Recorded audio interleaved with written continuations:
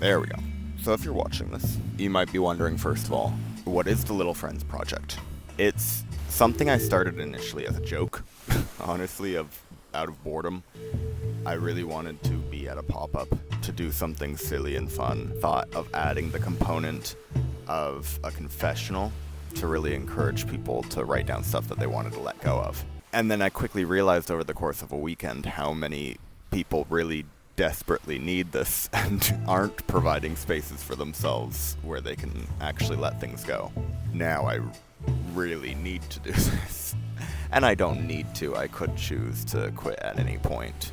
But it really was an eye-opening experience, the fact that there are so many more people going through things than I realized. I really felt isolated in a lot of regards in that aspect. Also, I'm getting chilly, so I might grab my shirt.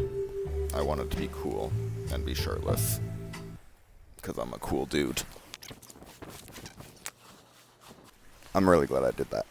Part of why this works, to go in not too much into the detail of this, but I would like anyone who feels like they would be able to start cultivating practices like this themselves. My basis for this is around NLP, neuro-linguistic programming.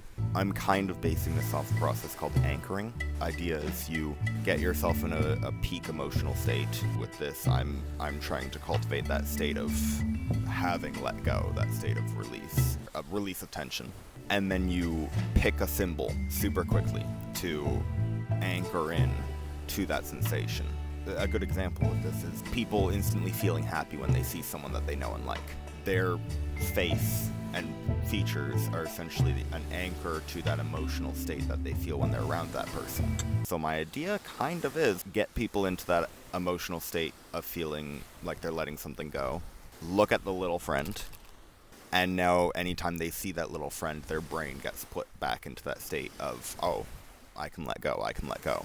That's the theory. It's working really well for me, so we'll see if it works well for other people too. I've started putting my own confessions in here and things that I want to let go of. Mainly things I want to let go of. I've done a lot of my confessional work with my counselor. You are also probably wondering, where the heck am I? It's a good question that I'm not going to answer. There could be no better place to go through this all with you. So I have everything in here. It's from Thursday, Friday, and Saturday. I don't know what days those are. June 12th, 13th, and 14th. I'm going to go through them now with you. We're going to see how many of us are going through the same things, just phrasing it differently. First thing, overthinking. Overthinking is just a symptom of self-doubt. I will say that time and time again. Ironically, if you really think about it. If you have no doubt in your capabilities, then your mind isn't going to be spinning in a state of inaction. It's going to just jump to what you know you need to do. The fear of trusting God. That's interesting. Feeling that in my body. That's hard. Yeah. My shyness. I relate with that. It may not seem like that if you've run into me, but I can be very shy. I quit my job and I have never been happier. Yeah, it's scary to do that, but oh, does it ever feel good. Being taken advantage of. If you are someone who finds yourself people-pleasing, from my understanding, is from a place originating of not feeling like you're enough. So you enter every relationship trying to overperform, overserve for people in ways that are beyond your threshold, and then they expect that from you. And so it is a tough thing where if you find yourself constantly in relationships where people are taking advantage of you, it likely is there will be small parts where you will give a little bit more than you feel capable of. Now that person goes, oh, hey, I can assume this person will always give me more than they're capable of. So the best thing to do is go into a relationship not overperforming the slightest, which is way easier said than done. And then when the person still sticks around, now you get to see, oh, this is a person that isn't going to demand more than I'm actually capable of giving. I hate these ski-doos, man. They're so loud. I hope they're not trying to watch me. Toxic people and trauma. Often, yeah, the more trauma you experience, the more toxic people you might gravitate towards, unfortunately, because they feel familiar. Chin hairs. You don't need to let those go. I get the sentiment because society pressures you to. But we shouldn't need to let go of our hair. Vaping and daddy issues. Yeah. I wonder if those go hand in hand. Letting go of all anxiety towards camp. Going to have an amazing summer. That's cute. You are going to have an amazing summer. We're letting go of our past. That can mean so many things. I let go of my parents' mistakes. They are still learning. Oh, that's a heavy one. That's a heavy one for me personally. Oh, spider. Because, they should have known better.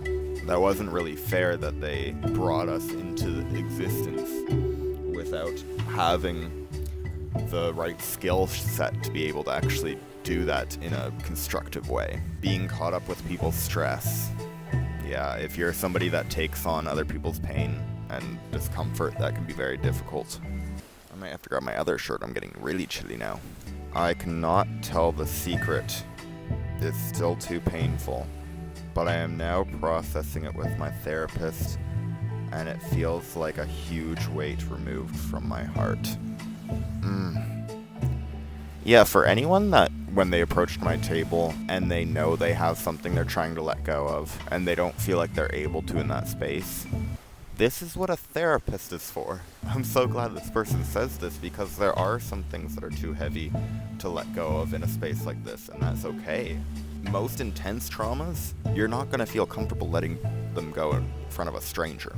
Having a therapist that you then build a rapport with may be the only way for you to do that. Rage. Feeling tired 24/7. Burnout. Yeah, this is hard. Gooning. People will kind of take that and be like, oh my god, what's wrong with these guys? Can't stop touching themselves. I would say the closest comparative may be gambling, but if you live in a casino, this stuff is accessible right at your fingertips. Imagine having an addiction that you can give to yourself in the matter of seconds. That is not something to joke about. That is a very serious thing that millions of young men are going through. Ooh, cool rock that I'm going to take. And it is being discussed about in a way that is actually helping. I think this is in a different language. I might have to pee. Maybe I'll wait till that boat's gone. Porn. Nice. More and more men that are coming to that really want to let that go.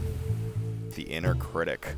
Oh, that's a hard one for me too. Honestly, you can never fully let go of them, but you can change your relationship with them drastically. A teacher's name, I'm assuming, because they put Miss. Some of them are great. Some of them destroy our dreams because theirs were destroyed by someone else. Scratching my eczema patches. Too much talking. Themselves or other people. I want to let go of shitty men. Have some self-respect, babe. I feel a little bit of pushback against that tone. Maybe I'm reading into it. They're identifying the problem. They don't have any self-respect. I don't enjoy the shaming tone towards that. That's the problem. They don't have any self-respect, and that's deeply sad. I know for myself, at one point in time, I had no self-respect in the slightest. The idea of even putting a second of effort into my well-being really never crossed my mind. A lot of these men need to stop being shamed and start being held. I don't think that work needs to be done by women. More and more I'm realizing it needs to be done by other men. We men need to be providing space and holding each other. That's the only way we're going to get through this. My fear of love. Fear of love is... yeah, that's hard. That's often trauma-based because you were burned before, and so you are afraid of touching the stove. Disassociation. That's heavy. For being mistaken as a better person than I really am. I used to be in that state, too. Two things can be true at the same time, is what I would offer this person. They may be someone who is aware of their own faults and is aware of the harm they've caused others, while also having provided a lot of good for people, and that is what those people are pointing out for them. I would offer this person to hold space for both things being true, that you may be not a great person and also sometimes a really great person. People wouldn't offer it to you if it wasn't at least a little bit true, so there must be some truth to it. Being uncomfortable to make others comfortable. Yeah, that's people pleasing again, because you're over-sacrificing. There's nothing wrong with sacrificing, but it is harmful when you put yourself in a state of giving more than you're actually able to. Really look at it from that lens too. I'm gonna disappear and pee at the same time I do this. Do you enjoy it when people give more than they're able to? Or does it feel uncomfortable? If you don't like it when other people do it, then you shouldn't like it when you do it to others.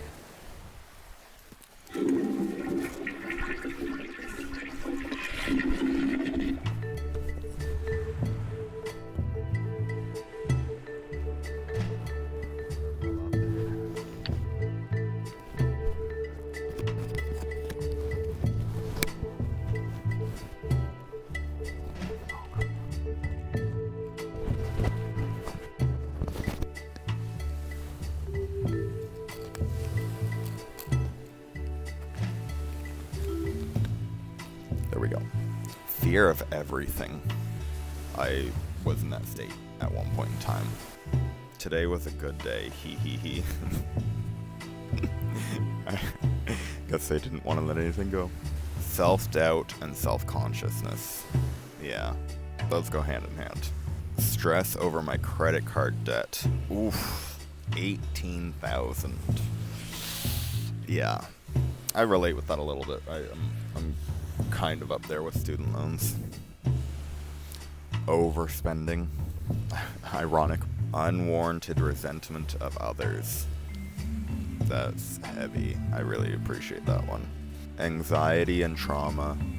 Yeah. Often I find if you let go of the trauma, then the anxiety just kind of follows.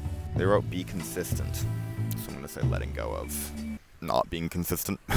My shitty red bike. Aw. I would love to get this person a new bike if I could. Oh, that's savior complex. How angry I get. That's hard. The feeling of being alone forever. Yeah. Isolation. A lot of us are going through that right now. Chem exam trauma. I wonder what that's about. Wanting love and affection from you, Papa, it is pointless. That's so hard. I really feel as though it is one of, if not the most selfish thing for a human being to do, to bring a child into this world when they're not ready to love them fully. Letting go of that resentment towards them is going to be very hard. And even further, once you get past that resentment, letting go of wanting to be loved by them in the way that you deserve. I need to stop caring so much about what people think of me. It's very hard to let go of. Some degree of it is healthy, but when it becomes debilitating, it's not. I will let go of my fear of being alone. Good. That fear is very scary because it's justified. We're not meant to be alone. My tits. Yeah. I don't know if this is the case. I'm wondering if it largely is an issue because you just don't care that they're there. Like, you're kind of indifferent other than the them getting in the way aspect. That's kind of how I feel about my bits. But then the fact that it brings unwanted attention, people feel as though that they don't have a right to treat you as an object as opposed to a human being. I'm very curious if these factors weren't at play, if people that related to the sentiment wouldn't feel that as deeply. I hope that doesn't come across as though I'm blaming them, because I'm blaming the people who put them into that position in the first place. But at the same time, I could see it being annoying just for like a back pain thing. Masculinity. There's a healthy amount of both masculinity and femininity. The extremes of either end aren't healthy. The lack of the other to balance out the other isn't healthy. You want the balance of both. I want to let go of my poverty. My ego.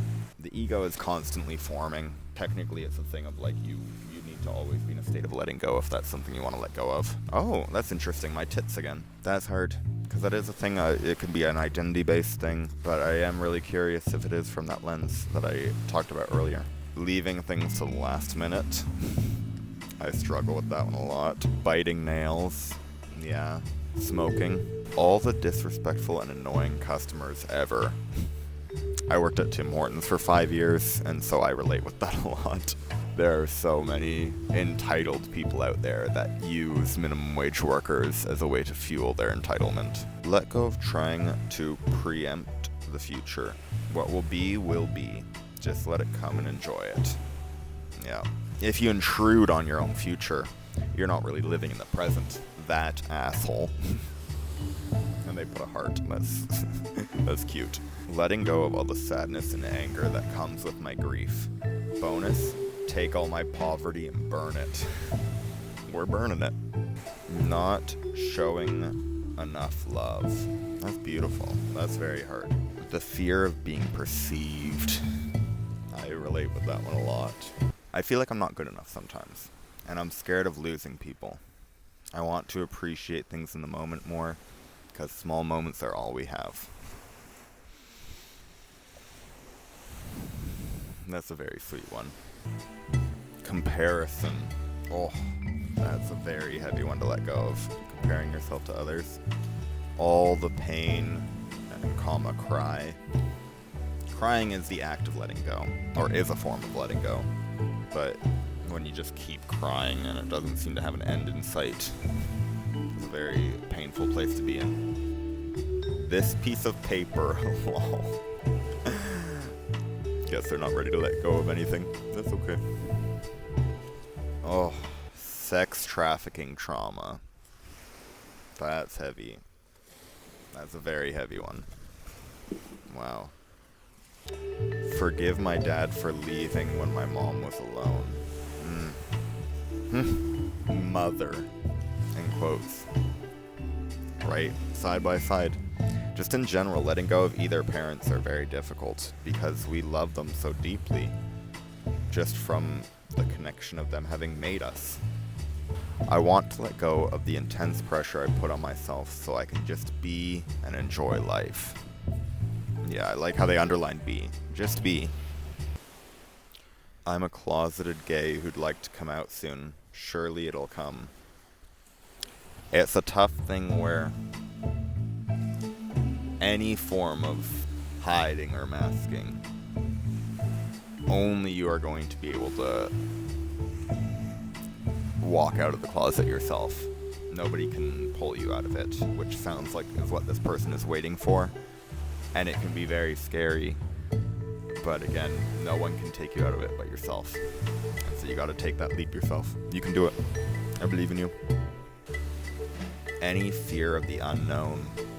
Fear of the unknown, I would argue, is the biggest fear that is out there. My regrets after my dad passed. Those can be really hard ones when someone's gone, so we don't have the ability to interact with them anymore. But I will say, it can be just as powerful to just act as if they're still here, and really to get it off your chest anyway and to talk to them. And I've had that experience of just speaking out loud as if they're in the room, and it can feel very, very impactful. Not graduating on time. There is no on time. That's arbitrary. You graduate when you are ready to graduate. Toxic men. Yeah, just toxic people in general. We gotta let them go. The only way toxic people grow is when everyone that they have ever cared about has let them go. And then they're like, oh no, I need to not be toxic. Last one. Final thing we're letting go of today. We're letting go of an ex. Okay. Yeah, exes are hard.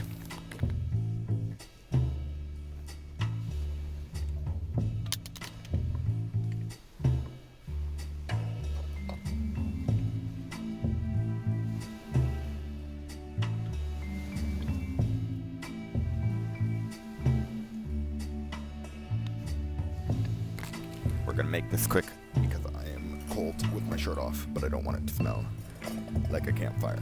Let's get this going. Breathe and really feel it all go.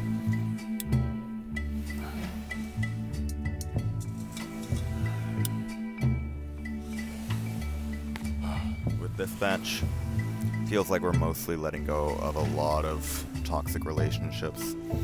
We're letting go of our exes, a lot of that. A lot of toxic patterns, a lot of self-doubt again. That's a big one that we're always letting go of, is self-doubt. And just a lot of anger too. It is nice noticing more and more that other than like individual unique traumas, we're really just going through the same exact feelings. Which is sad because we don't talk about this stuff enough. Like, we're all just sitting in these states feeling like we're the only ones going through it, when all of us are going through it. These aren't isolated experiences. But it feels like it when you're in that state. It can really feel like you're the only one going through this experience. And the more you feel as though you are the only one going through it, the harder it will feel. And so my hope with this is anyone who felt isolated in their experience, but now realizes, oh wait, that was read aloud like 50 times. You're not alone. You're so much less alone than you realize. Okay, nice.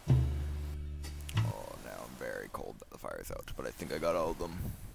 Yes. Oh, that was nice. Okay, I'm gonna put back on my shirt because I'm very cold. Until next time. See you later.